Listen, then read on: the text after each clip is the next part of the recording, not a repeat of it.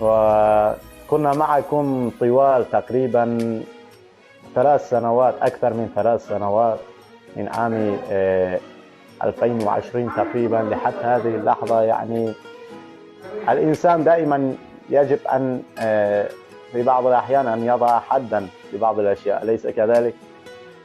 أو أن يعتزل ربما بسبب ظروف أو بعض وأتشرف وأفتخر بهذا. أي معلق يتمنى أن يكون له هذه الكمية الكبيرة من المحبين والإخوة الأفاضل، أكيد نتشرف بهذا. فما بالك لو كانوا من بلاد اليمن العظيم، هذه البلاد العظيمة والبلاد التي مدحهم رسول الله سيدنا وقائدنا ونبينا محمد صلى الله عليه وعلى آله وصحبه وسلم. فهذا شرف كبير لي.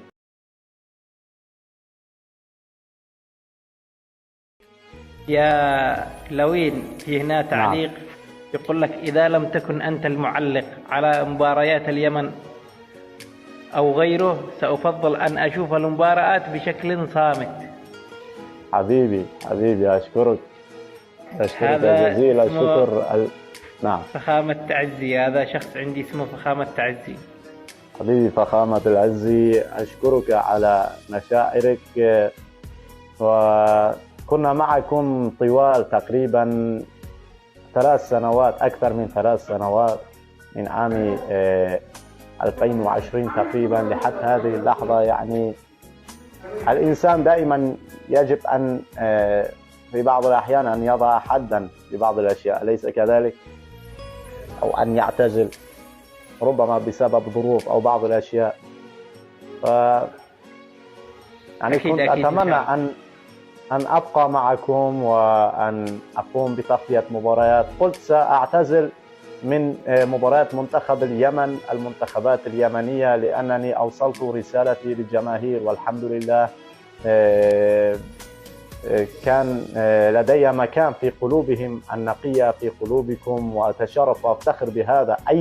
أي معلق يتمنى أن يكون له هذه الكمية الكبيرة من المحبين والإخوة الأفاضل، أكيد نتشرف بهذا. فما بالك لو كانوا من بلاد اليمن العظيم، هذه البلاد العظيمة والبلاد التي مدحهم رسول الله سيدنا وقائدنا ونبينا محمد صلى الله عليه وعلى آله وصحبه وسلم. فهذا شرف كبير لي أن يكون لي مكانة في قلوب هؤلاء الأشخاص الأفاضل من بلاد اليمن السعيد. وأتمنى أن لا تنزعجوا مني، لأنني قررت هذا القرار بصراحة. كنت أتمنى أن أكون دائما كضيف خفيف الظل عليكم، وأن أكون مصدرا لبعض من السعادة لديكم، وأن أكون مصدرا للفرحة من خلال كلماتي، من خلال تعليقي، من خلال الخدمة البسيطة التي قدمتها للجمهور اليمني. أتمنى أن يتذكرني هذا الجمهور العزيز بكل خير دائما، حتى وإذا فارقنا الحياة أيضا كلنا راحلون أكيد.